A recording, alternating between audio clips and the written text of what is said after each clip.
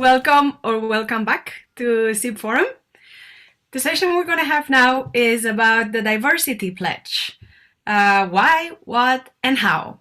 And to discuss here, we have Suzanne Harrison, which is the principal at Percipients. And also she is the diversity and inclusion co-chair at USIPA. Together with her, Scott Frank. He is the president and CEO of AT&T Intellectual Property. Go ahead.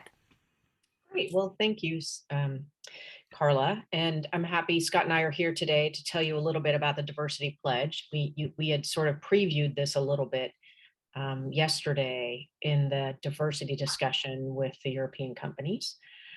But we wanted to now get a little clearer on what it is and give you some background about how it came to be. I'm going to let Scott take over and tell you a little bit about USIPA and why he ended up picking me to help with the diversity section. And then I'll come back on and tell you a little bit more about the companies and the pledge. So Scott, I'm going to turn it back over to you. Yeah, thank you, Suzanne. And good seeing everybody. I'm honored to be here. I'll simply say, I think we all know intellectual property is important to society, but unfortunately, I think most people don't appreciate the significance. And I think all these activities we're doing with the U.S. Intellectual Property Alliance and Diversity Pledge are really, I think, going to raise a lot of awareness and hopefully, as I like to say, get the best ideas into people's hands as fast as possible, because that's ultimately what it's all about for society. The United States Intellectual Property Alliance is actually, it's about a 20-year story in the making. It started at Georgia Tech and Georgia State University. And then ultimately it outgrew those universities, became the Georgia Intellectual Property Alliance. You should know in the United States, we have a lot of state intellectual property alliances now. And you should appreciate there's really three pillars that they're built on. One is awareness and education. Again, we all know the importance of intellectual property, the significance it has in moving society forward, but most people don't know. Most people don't know what intellectual property is. They don't know how it affects their lives. They don't know what to do if they have a great idea. So that's the first pillar. Second pillar we have is around trying to have more collaborative IP ecosystem, trying to have inventors, protectors, enablers all working more cohesively together. And then the third pillar is this pillar, diversity and inclusion. And we are simply trying to raise awareness around this also, and really truly trying to change the game. And I will tell you the last thing is that the World Intellectual Property Organization is now on board with this concept in the United States, and they've joined the board. Lisa Jorgensen, who's a senior official at WIPO, the World Intellectual Property Organization, has joined the board with the express purpose of launching this globally. So we are going to launch the Global Intellectual Property Alliance next fall. And I would just simply say, stay tuned, because everything we're doing in the United States, we really want to take worldwide. We want to help as many people as possible. And we all know intellectual property, again, is fundamental to our existence. And diversity, having the most diverse ideas, having all those perspectives are going to get you ultimately the best innovations and get you what society needs. Also having diverse people. So I'm just, again, excited to see the momentum we have, and I'm excited to work with Suzanne and Alan Lowe with the USIP Alliance. Again, when we formed this committee with the United States Intellectual Property Alliance, we really needed two very smart, experienced, really on top of everything else, really passionate people who believed in this. And we're going to make sure that we took this to all the people in the country, and now we're going to try to take this worldwide. So I'm just really appreciative of Suzanne and Alan's efforts. The diversity pledge to me is so fundamental to what we're trying to achieve. Again, corporations are the ones who really bring most of the innovations to the world, right? They whether it's internally or externally with the inventions, they've got the money and they have the customers. They are the ones who control so much of what we use and what we make part of our lives. So I think focusing on corporations was a really smart move. And I'm so excited that we have, I don't even know the numbers now, 30, 40 US corporations signed up. I'm curious to see what we've done in Europe here in the last week. This is simply, raising awareness, keeping it top of mind, and ultimately changing behavior, the way people look at things, I think is so important. And the one thing I will simply say, from an AT&T perspective is it's not only the right thing to do, it's the smart thing to do. Because if you want to actually have the best innovations in the hands of your customers are diverse, you need to have diverse people making sure that that's happening. And that's why we believe in it so much. So back to you, Suzanne. Great, thanks, Scott. So just to reiterate, USIPA is a nonprofit association whose goal is to help utilize intellectual property and innovation for the betterment of the nation. And in the Global IP Alliance, we'll be doing that for each individual countries. And that's what we're hoping to get this concept working around the world. So when Scott tapped Alan Lowe and myself, and Alan leads the head of legal for Meta, then Alan and I sat down and we said, okay, diversity is a really big topic. And if we could then think about how we wanted to divide that up into more manageable segments, we realized that we had an opportunity with data to focus on innovation and inventorship. And so that's what we did. And in particular, we decided to focus on corporations because, as Scott said, they are some of the largest patentees. So just by sheer numbers, we can affect change. So what we have done is, prior to working with Scott at the USIPA, I lead a best practices group, of which AT&T is a member, and as is Meta. And for the previous 3 years, the group had been trying to determine best practices around increasing diversity in innovation and looking at what that might take. And so I had naively assumed that if we just had the companies all get their data, we could figure this out. So it turns out that was not as easy as I had initially hoped. In fact, most companies couldn't get their data. And so they had no idea what their numbers were or how they would even compare to the USPTO's report on gender diversity.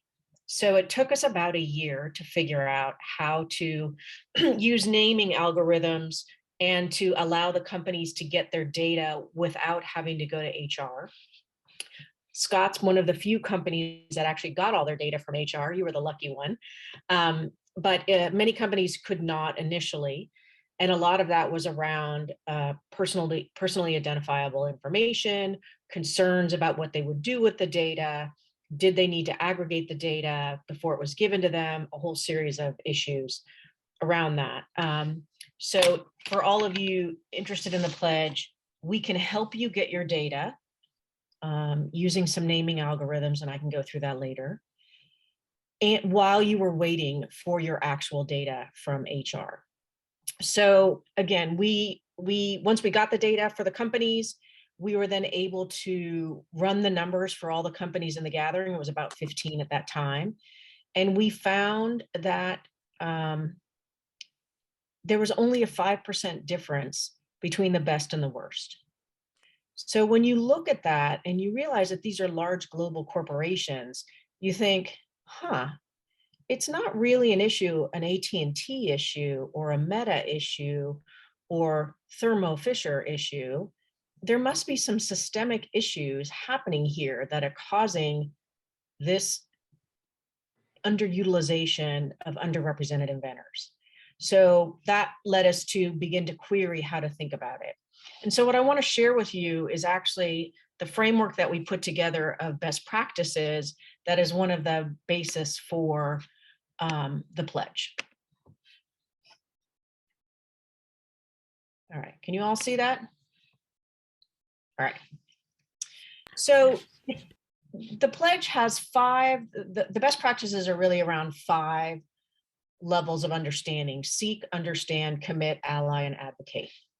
And we'll go through each one of these. So let's first talk about seek. So when we think about this framework, we tried to think about how it would work for companies to kind of grok this. And so we put a section under learn of readings they might want to look at, or papers or toolkits some objectives of what they're trying to achieve here, and then what are the actual, we're calling them pledge practices or best practices. And we also wanted to try for the practices to help put a completion criteria. So how do you know when you have completed this practice? So here under the Seek, it's really trying to understand and figure out how to message this to key stakeholders in the company. And in particular, your D&I team, if your company has one, because they're have been very focused on probably diversity, the hiring, retention, training, and promotion of people within the company. But we found with most of the companies, the pledges that we have, is that there has been little effort or little headway made on inclusivity. Once you have people in your organization, how do you know if they're included? And what does that look like? And so we found that this diversity and inventorship actually provided some data on inclusivity that was lacking up until this point. And so your D&I groups may actually be quite interested in this kind of work and area, so they could be an ally. And then the other thing is really trying to talk about what would working on D&I and innovation, how would that positively impact your business? That could be through customer retention. It could be through increased profitability, new products. It could be any number of different ways. But again, one of the things we found out with corporations is you need to show that it makes good business sense to catch their attention. I recognize that this issue is one that they should intuitively know this is the right thing to do. But, you know, I've been in this field for 30 years and we're still here, right? We haven't solved this problem. So I think we need other mechanisms to show companies that it's worth their while. So that's really what the objectives of this are, to message it internally and also message how it's going to provide value to the company. So the pledge practices here are, first off, you have to identify what your underrepresented inventor groups are. And so I think one of the fundamental premises of the pledge is that we allow companies to define what diversity means to them. So it could be gender, it could be ethnicity, it could be LGBTQ. In the United States, we have a long list. And I recognize that in Europe, not all of those are applicable. Certainly no one here is studying veteran status. That's not a big one. And also, for example, I was recently speaking to someone from the Japanese Patent Office, and they were interested in diversity, but it was really, they define diversity as anyone who's not Japanese, right? Again, so the idea here is to allow you to self-define what that means. And then you want to figure out how you want to measure the value of that as you figure out what the value to the organization is going to be. So again, are you looking at new products? Are you looking at customer retention? Whatever that is. And then the second one is raising internal awareness. And that's really messaging what you've learned back to management and getting coordinated effort around it and buy-in around that. And so again, you want to make sure you can get an executive sponsor, you can get headcount or resources as needed. And again, if you have a D&I group, you want to become a part of that effort and liaise with them and work collaboratively with them going forward. So now let's talk about understand. Understand is entirely around the data, right? So again, we have a number of things here on the learn section that you can read and you can utilize here, but it's really trying to figure out, do you have an issue? And what is your baseline data, right? So the first thing is you have to get your data. Again, we've now made that really easy. It turns out, and we can talk about this a little bit later, we have several ways that we can help you get your data for free now. So that should be a much easier task. And then we want you to get your baseline so that you know where you are today. And you can know then if you do any change over the next several years. So that's really the objectives of this section. Commit. Commit is really trying to understand the issues that relate to your underrepresented inventors. So here, what we're really looking for is why. Why would your inventors not be participating in the system or participating at the same rate as men? Let's just say if gender is what you're looking at. And this one is actually hard for people to kind of think about. So for example, recently, Bo and I were talking with the head of data research for a pharmaceutical company. And it was a woman. And so she said, this is really interesting, but we don't have this issue. I said, really? You don't? Okay, how come? And she said, we have this amazing trainings. You know, I'm a woman. I look around. I don't feel like anybody's, you know, not listening to me or underutilizing me. And I said, oh, okay, that's interesting, because I look at your data on women patentees and you are below the USPTO's average. And she went, what? So even when it sometimes may not look like a problem, or you may not recognize you have a problem, there's some questions about how your underrepresented vendors are participating in the system. So even if you don't have enough women, for example, maybe you only have 10% women in your R&D group, in your inventor group, but are those 10% participating equally as their male counterparts? So again, we're trying to see why. Why would that be?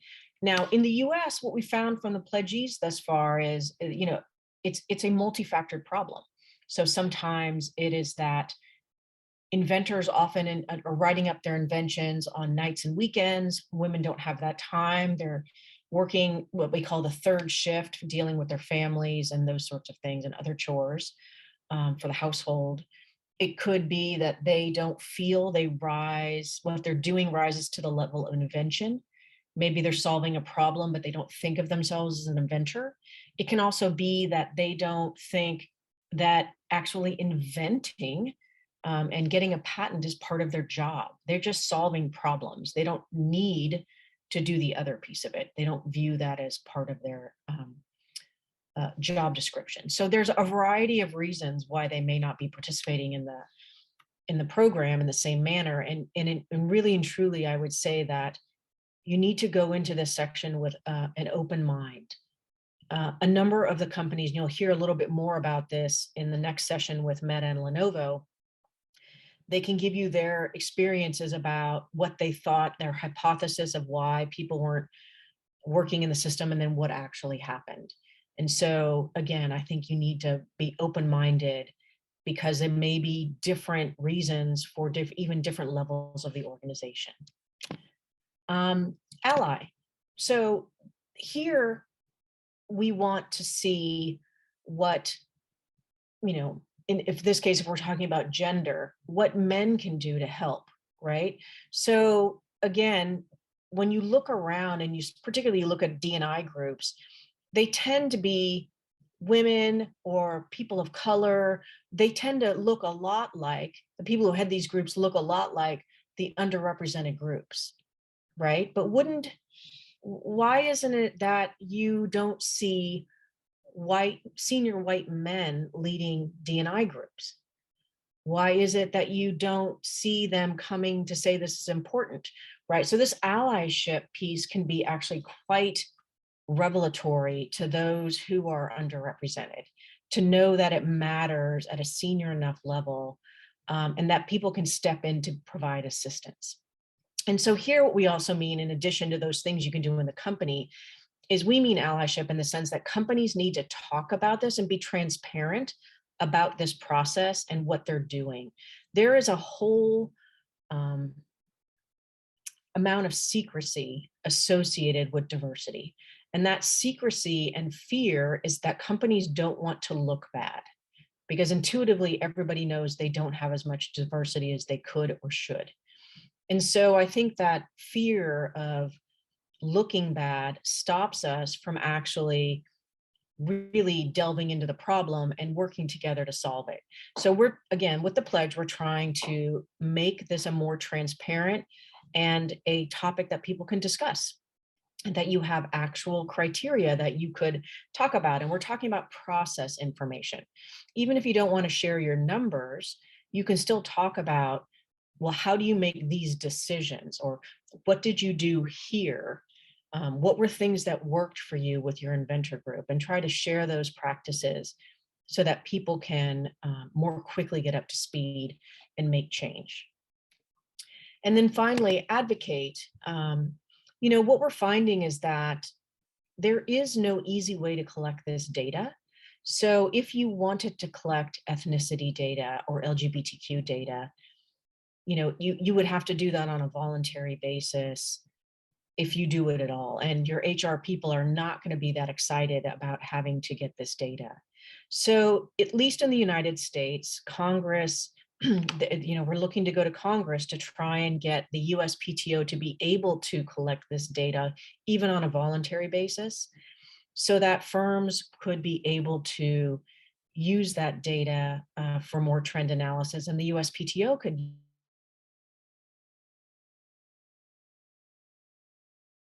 or LGBTQ issues are being utilized, so you can get a more granular look of who's actually using the system. So that is, I think, a quick look at the best practices. And then the actual pledge, what we're asking companies to do is in the first year, we want you to tell us what underrepresented inventor group you'll be focusing on. So however you define that. And then 2, to the extent in year 1 and 2, you start or finish any pledge practices, we'd like to know that. And then in year 3, we'd like you to look at the rate of change for your underrepresented inventor groups for patent applications from year 1 to year 3. So after you implemented whatever best practices you implemented, did you see change? And if so, how much? That's really what we're looking to do. Now, here's a look at the initial 30 founding pledgee members that we have. And we have over 40 companies now. And we're looking to get to certainly 100 by the middle of next year, and then many more after that. And these companies that are our pledge members are actually trying to be more open and share with everyone else who comes along what works and what doesn't. And be transparent about the struggles they're having or the successes they're having so that others can learn from it. So again, right now we're a little tech heavy, but we're hoping to have more pharma, chemical to come in as well, and other industry groups. And then the other thing we've done is that we created a set of working groups for all the pledgees to speak with each other, because again, not everyone is tackling the same problem or is interested in all things at the same time. So the first group is going to be around data.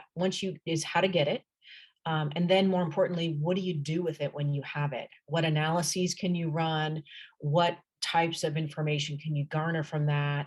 How do you know when you have a problem? Those sorts of things. We also have something around metrics and reporting. And we're finding that we don't know enough to know what metrics are important.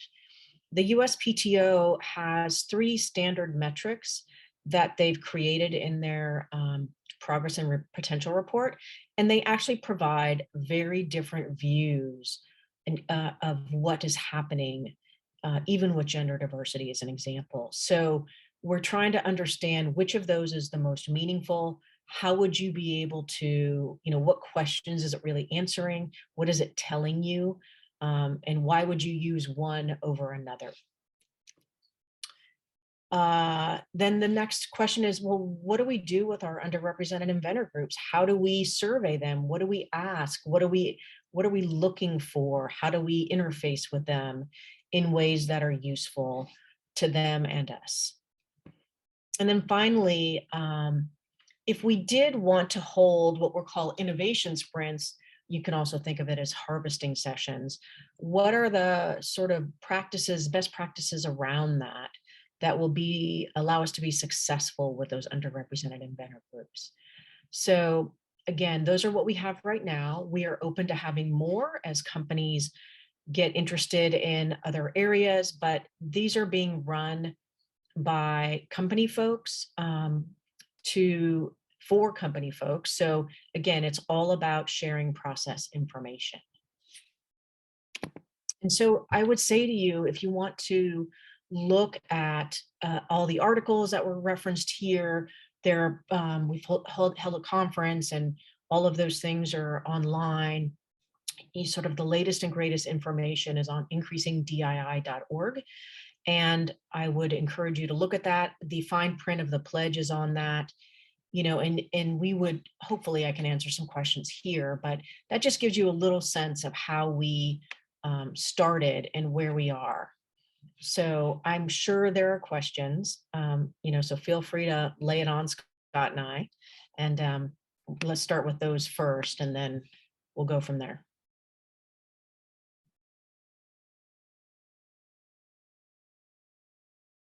You can't get shy now, guys.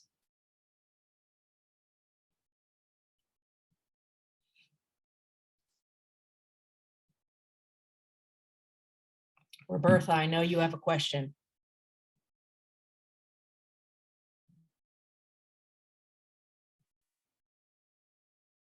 Okay, so clearly I'm just so incredibly, articulate that there's no issues. Nobody has any questions about how to get their data or how to get their management over the fear of transparency or all of those things, right? You guys know how to do that?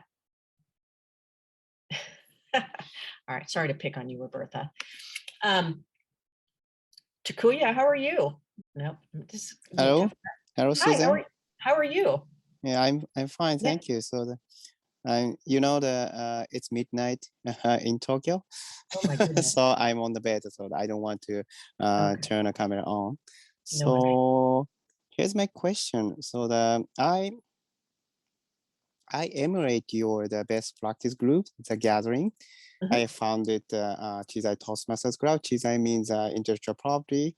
So now I encourage members to have a interactive discussion on IP and business.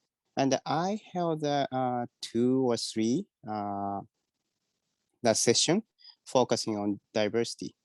But the members were not interested in the topic. So I think that many people are stuck in the seek and understand stage.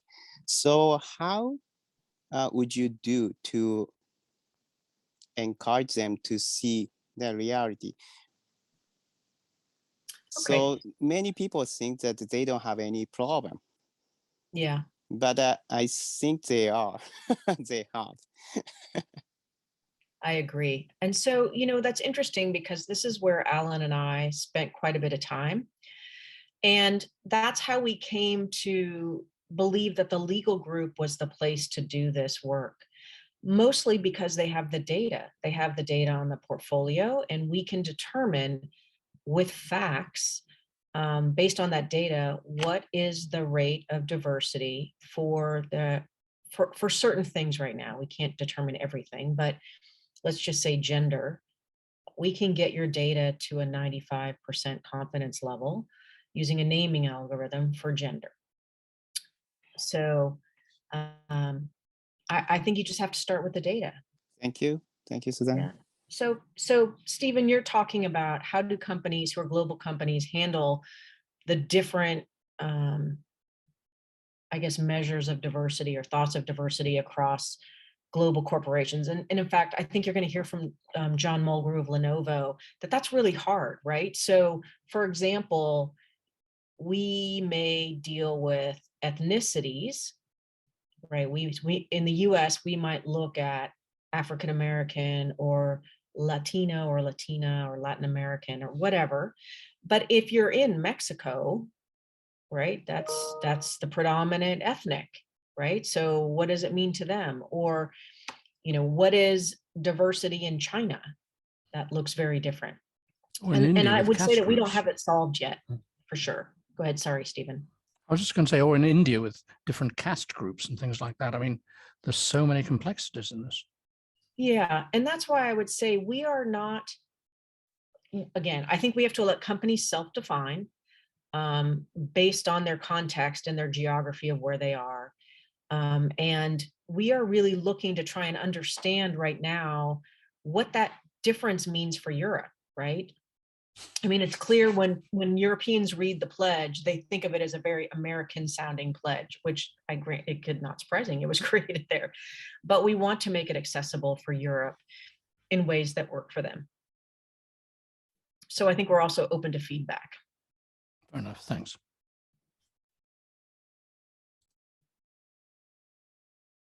Any other thoughts or?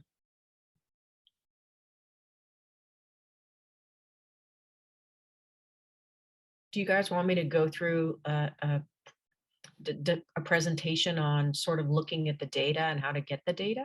Is that useful, or is this enough for you right now? Okay, so Scott, I'm going to ask you a couple questions as a pledgee.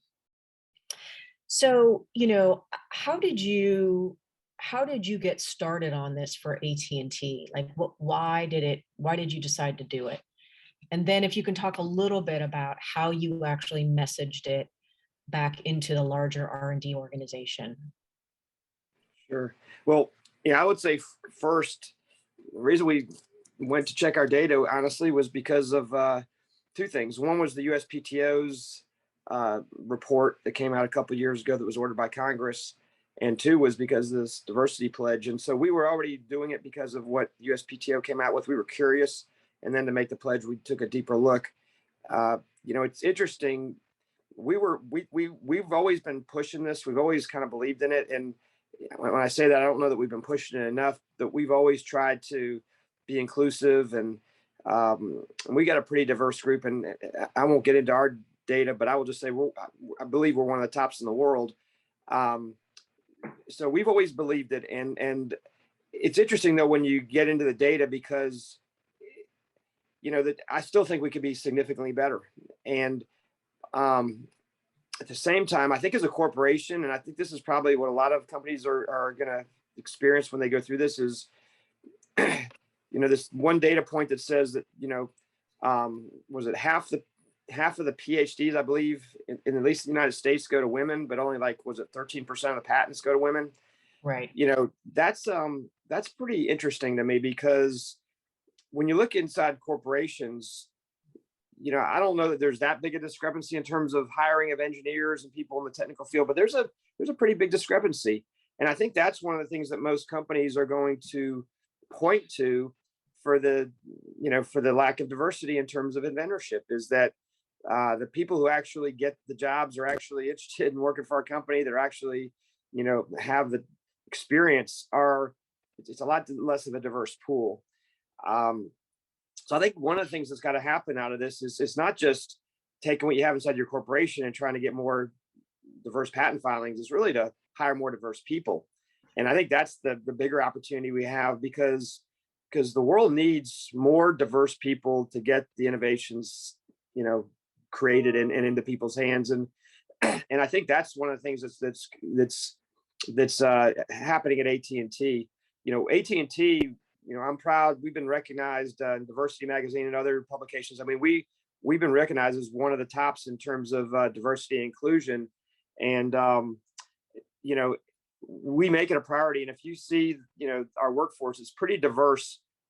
At the same time, I think there's still a lot of work to do. And I think that's the opportunity. As I take it back to my colleagues, my leadership, it's not simply that I want to have more diverse inventions. I want to have more diverse workplace. I want to, again, I gets back to the comment I made earlier.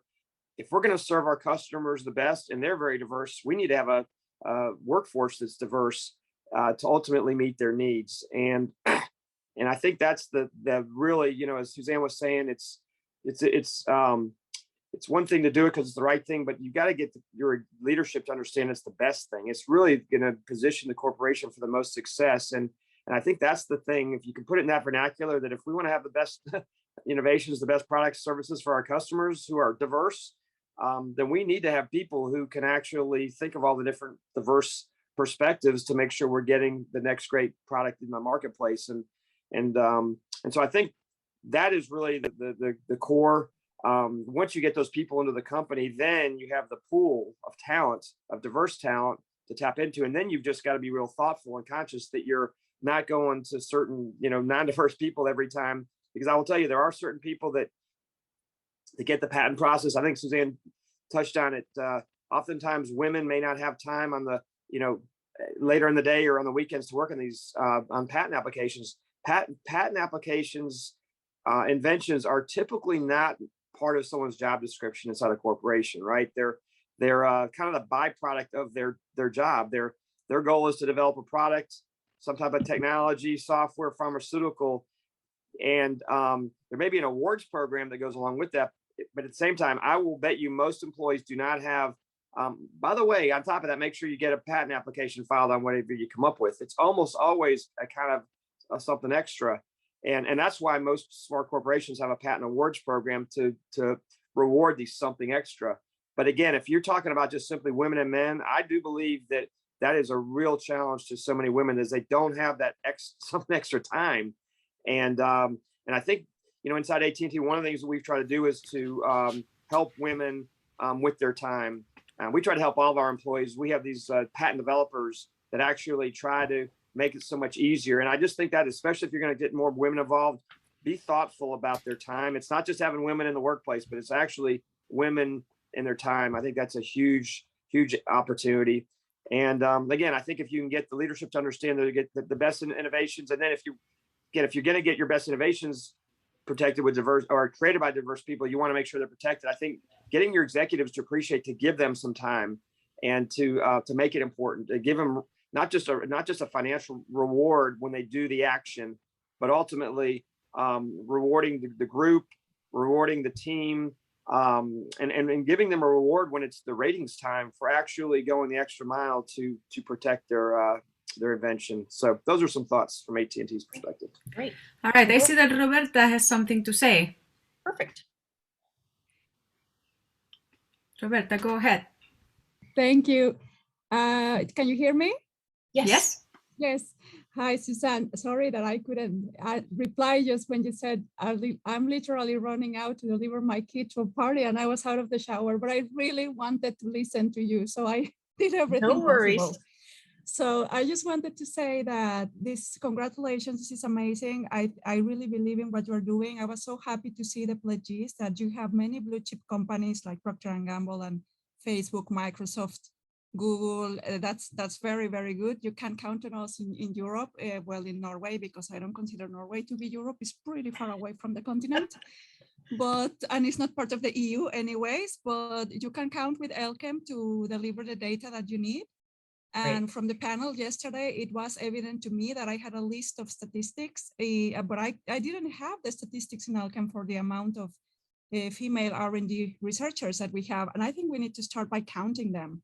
Yeah. And I'm very, very curious to see our data, because I know the data from Norway, but I'm not in charge of the patent portfolio in China or in France, and the situation there, I have no clue. So I'm very, very curious to see how we're doing. And I'm also very happy to work together with the new manager for diversity and inclusion that we have in Elkem. I think that she will definitely be interested in this. So I think this is amazing. This is a topic I really believe in. And I am very happy that you took this initiative. So thank you for that. Great. And we're glad to have you on board. We'll be putting you in a working group so you get your choice of where you want to go. You can go in all of them if you want, or you can just go in one. Depends on how much time you have. So perfect. So thank you, and congratulations. Thank you. So Stephen, can you maybe just unmute yourself? What is it that you're trying to get at here with this question? Well, what I think the main thing is that it's relatively easy to use formal IP data as a baseline because it's well documented. But when you actually have a look at what most R&D people and engineers do during their lifetime, rather few of them actually produce many formal patents, but they are all producing, one hopes, innovative new products and services for their companies. So I was wondering if there are any other baseline data that you could have, that you could use. Yeah, it's just another parameter to use to look at diversity. It was just a question, really. No, and that's actually a good idea. So Alan and I decided to start with patents because it's easy to count, right? It's a formal process, but you could just as easily use open source projects. You could use trade secrets. You could use, any kind of codified know-how. You can define the parameters of what you want to measure. It just makes it a little more difficult to be able to benchmark those things externally unless someone else is doing that same thing. Sure. But again, based on the business, you may not be filing patents, right? So I think you have to do what makes sense for the business and see what you can do on the benchmarking piece of it to find another like company who can, match what you're looking at. So you can at least see how they're doing it vis-a-vis how you're doing it. Sure. Thanks. If I may add something, maybe if you don't register patents, but if you track trade secrets, if you somehow have a measure of trade secrets, when you log the metadata for a trade secret, you need to have who is the trade secret owner. Correct. Who developed it. So there you can see how many females you have. I'm pretty sure that when it comes to trade secrets, there are many women, for example, for processes. So that could be another metrics, metadata right. With trade secrets. Yeah. And I think our idea was to first get people used to dealing with patents and then to expand the other forms of IP or intellectual assets. And again, to make it a more robust view of what the company can measure. But we're taking baby steps and starting with the sort of the most concrete thing. But yeah, I agree. All those things are possible. Any other thoughts here? Or if not, I wanted to actually share a slide that Bo and I created the other day because the EPO has actually not done, has not done a study like the USPTO. So we actually asked Cypher to pull from through 2019, so 2014 to 2019, the EPO data. And then, so we have all EPO on the left-hand side, and then we have all the countries associated with that. And it's looking at it vis-a-vis percentage. And I think the EPO inventorship rate is 8.6%. Then we laid the US inventorship rate, which is 12.8%. And I think here what's interesting is only 2 countries are above where the US is, Spain and Portugal. And if you look at Sweden, which is 3rd from the right, they're below even the EPO. So, without a lot of work, we can see certainly that Sweden is not doing so great, right?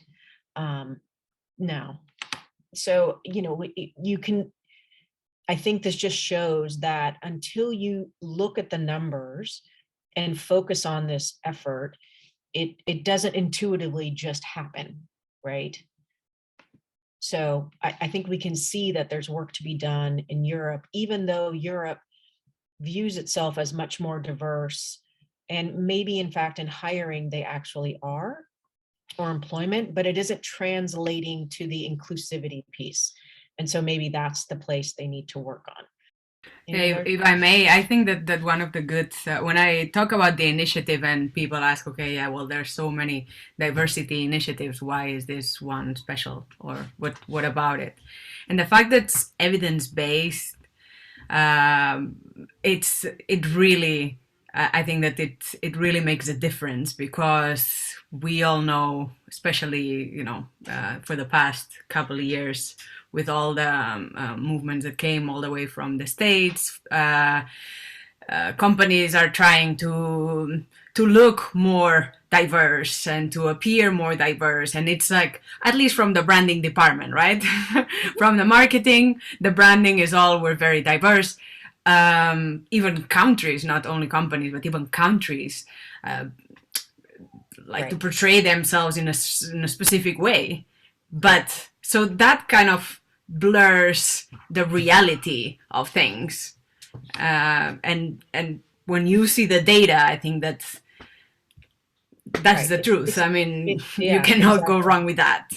Yeah, and I would say that's actually a huge differentiator for us, right? I mean, we're trying to take a data-driven approach. And up till now, diversity and inclusivity has really been more of a touchy-feely kind of thing, right? So I was in a meeting recently that was put on by Berkeley for some women, something called Women in Edge, which is how to get more women in technology.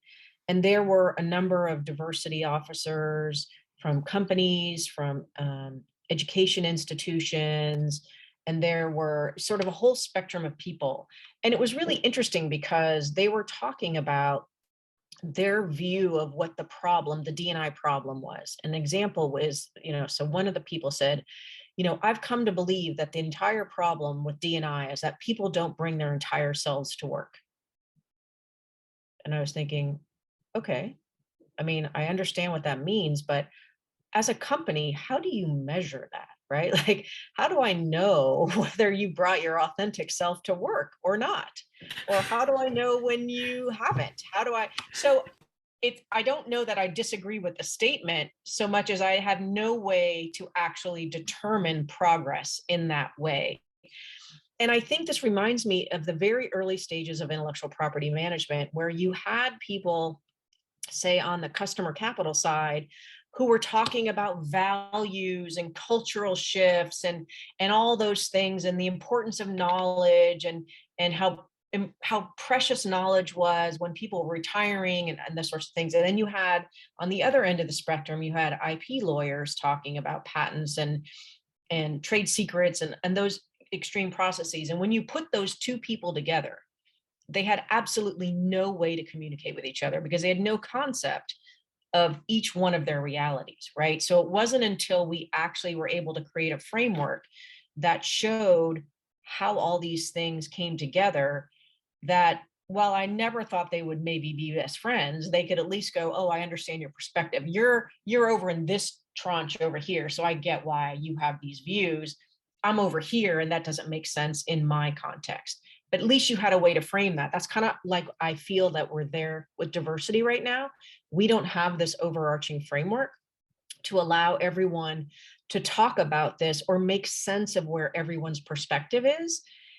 So a lot of people get frustrated because there's a lot of feelings in diversity. There's a lot of that kind of stuff, and they don't know what to make of it.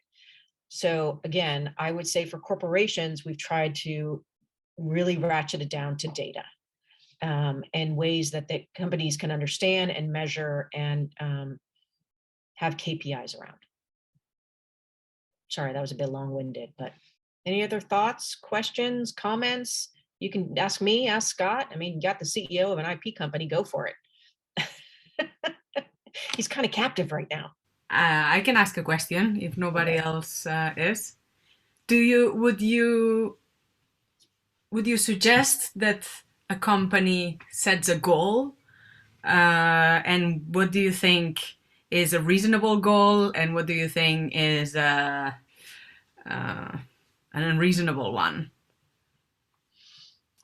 Scott, Or do we have this parameter at all? I mean, because the data is going to help us know where we are, but then where we want to go, what is reasonable and what is not? Yeah. I guess it depends from company to company, but what's your take? I don't know, Scott, did you guys set a goal or what did you do? Well, I will say this. I think the first step is kind of like you walk through the process. I think you need to understand where you are. I mean, you can throw numbers out there, but they're irrelevant unless you know where you start.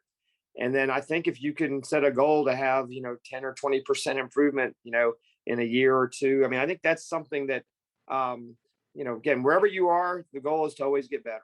And I think I encourage everybody to take the time, like Susanna said, and find out where you are. Just truly understand that it's pretty powerful information, actually.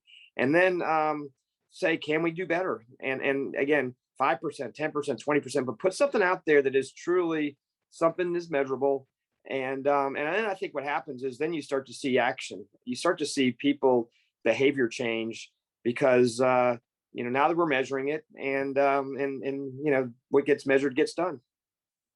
Yeah, I'll be honest. I'm not hearing from the pledgees that they're putting those kinds of defined objectives on it yet, mostly because I think they don't know, right? I think, everybody would love to have a 20% increase. I don't know if they know that that's possible or not. So the good news is that whatever you do now, it really won't be visible publicly for 3 years, right? So you have time before people can get your data on the change. But make no mistake, people can get your data today, right? Like I could pull down anybody's company's data right now It may not be 100% accurate, but it's pretty much 95% accurate. And so, I think what we're telling most companies is if you're afraid of transparency, it is better to come out in a group because there's less scrutiny on you individually than if you come out later by yourself, where there'll be more scrutiny. So you get a lot of grace if you come out as part of the early adopters, whereas I don't think you'll get as much grace if you come out later. So, that was appealing for a number of companies. Again, the herd mentality, be a part of the big group. A couple of things that I think were interesting for companies when they started looking at this is that when you start analyzing a lot of the patents by gender, many companies have found that on average, women created patents have higher scores, right? They tend to have broader claims. They tend to be more detailed. Now, you can have a whole bunch of hypotheses of why this is, but they found that to be interesting. They also have found that women inventors tend to, at the USPTO, be examined by women examiners. Kind of random. You wouldn't really expect that, but that seems to be what the data shows. So, you can begin to see odd things with your data that you may not have understood before. And so again, it just begins to query why. Why is that happening? And when you look through the entire inventorship process, what you find is if there's a big drop off in, say, women, apparently, Stephen, I'm answering your question. I didn't even know what it was. You're so good. No, it was really a question about, all sorts of people are now obviously talking about the quantity of patents, which you have spoken about, but now increasingly the quality of patents. And Yes. so I was saying it might be too early in the game at the moment, but have there been any analyses in which people have tried to look at both of those parameters and judging them against what they perceive to be the diversity in their own organization? I mean, I guess the same question goes through to Scott as well. Has he been seeing a 20% increase in quality of his patents now that his company is getting increasingly diverse in terms of its inventor base?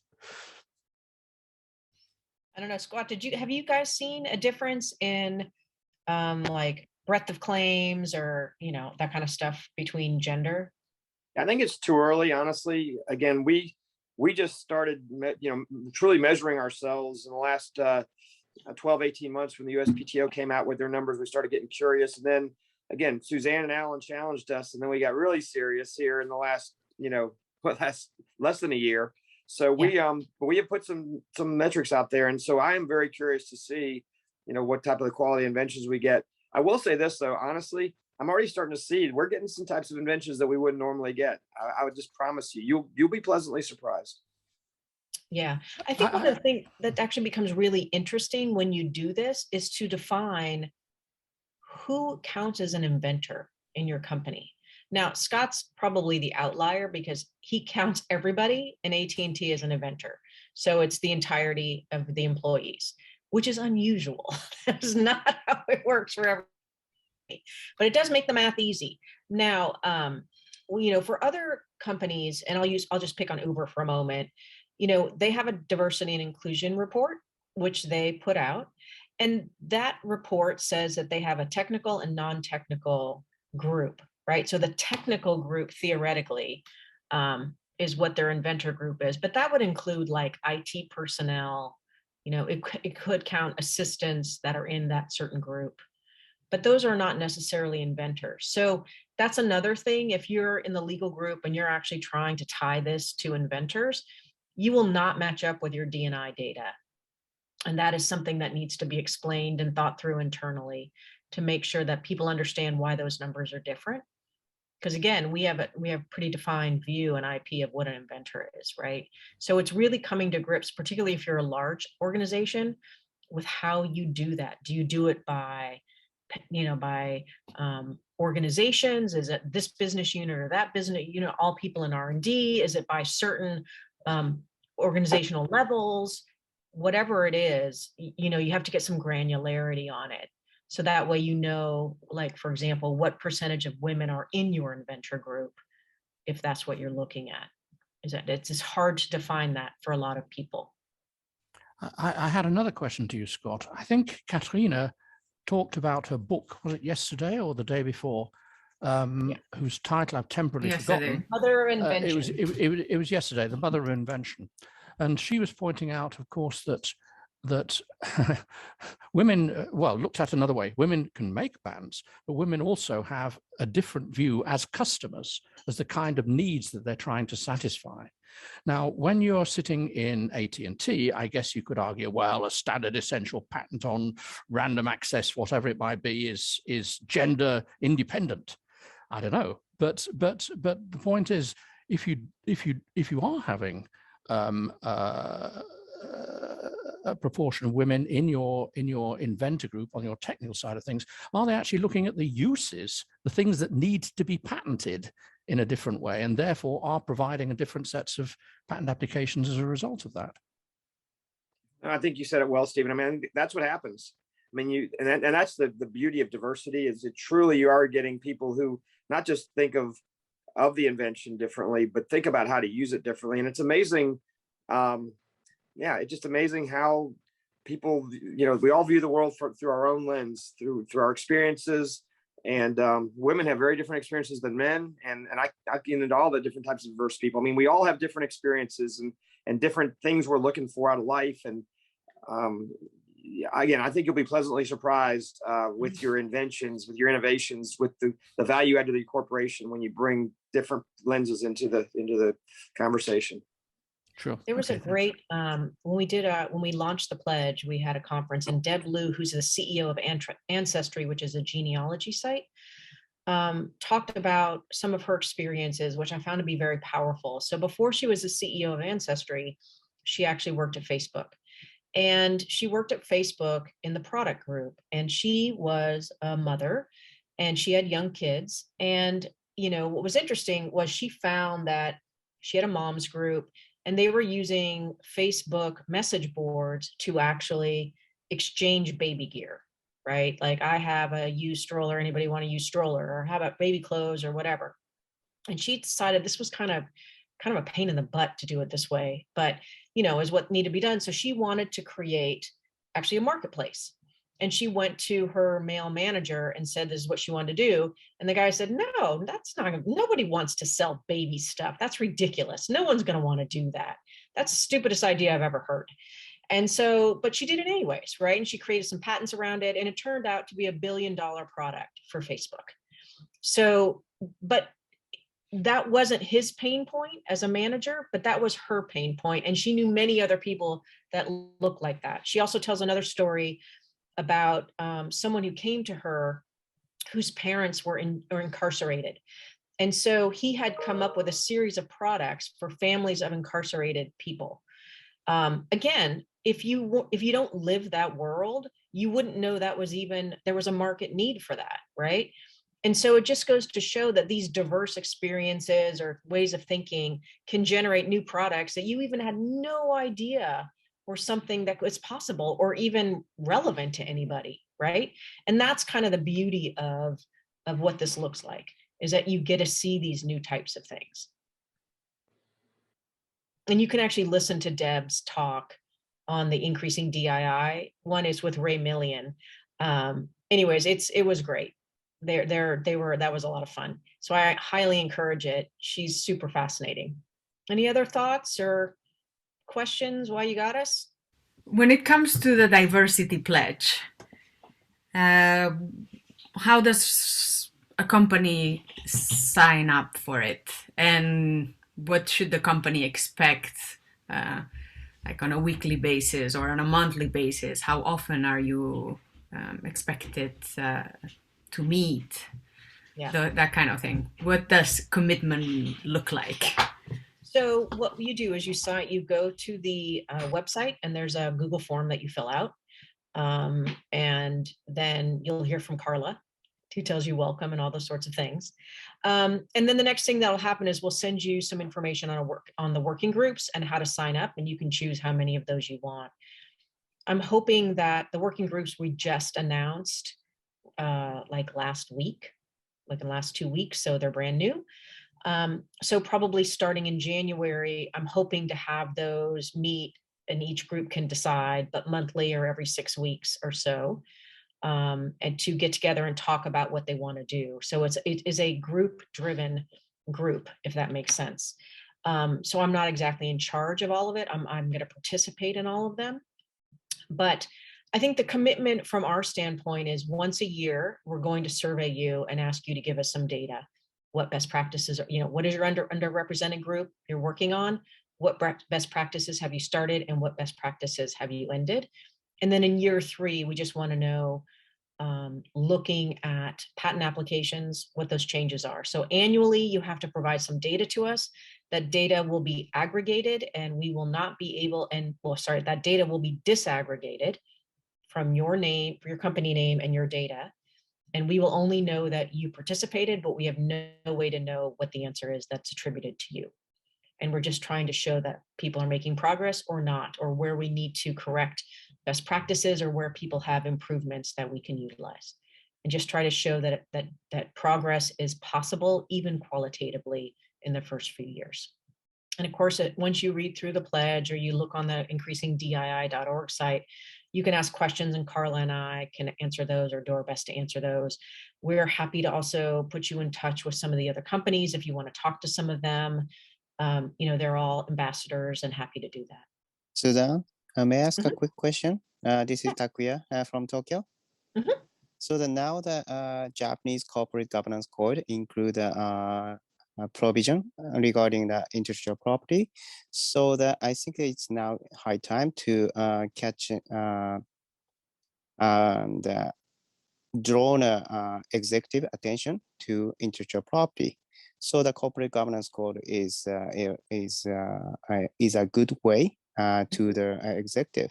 So my question is, do you know any corporate annual report or the report where the diversity is reported based on a patent data? So that's very helpful. Yeah, so we have something similar going on in the US right now. The Securities and Exchange Commission has told companies that they want them to start reporting on human capital metrics in their annual reports. And what we're finding, PwC released a report that said the most often cited human capital metrics are diversity metrics. And so partly what we want to do is, because we have data and it's very specific data, we are working to standardize what companies should be reporting as it relates to increasing diversity and inventorship, so that their CFOs can get more comfortable with reporting this kind of data, and that it can also allow you to see trends in industries or across companies. And so that's partly what we are trying to do in the metrics and reporting working group, is figure out what are the metrics we need to standardize around? What do they mean? How can companies get their heads around that? But for you, Takuya, I would say that there's many companies are releasing D&I reports. Not all of them have inventorship and patent data associated with it yet, because they just don't know that it's available, or their patent groups aren't as far along. Scott, do you guys report any of that, just out of curiosity? No. Yeah, so it's still pretty new, but I would imagine in a year or two, you're going to start seeing inventorship statistics come out. I know that next year we have a number of pledgees who actually want to report fully all of their numbers. So that's going to happen. So it'll start picking up steam probably in the second half of next year. But there is no standard report, although in annual reports, in the verbiage part, you're beginning to get these human capital metrics that the SEC is requiring. Thank you, Suzanne. I appreciate it. No worries. It would, by the way, you can contact me offline, but it might be useful for you guys to sit in and work with us on some of the metrics and reporting, so that governments can standardize around this information as well. Thank you. Thank you very much. Okay. Well, I think that we have done our best here. We are going to let you go 7 minutes early and not drag it out. You have one last shot. Any last questions? Okay, well, I would encourage you guys to come back and in the third session and hear from Lenovo and Meta, where they're going to show you their data and show you what they do with their data and how they've actually worked through organizational questions and how they interface with R&D and their executives. So it's well worth seeing the inside, how the sausage is made. So I encourage you to come back and listen to that. But you can contact me, Scott or Carla, with any kind of questions going forward, and we look forward to it and hope to see you guys all sign up. Thanks. Thank you so much, and hopefully we will see you again at the session that Suzanne was talking about, which will happen at 4:15 Swedish time. Thank you. Thanks, guys. Everybody. Thanks, Scott. Bye.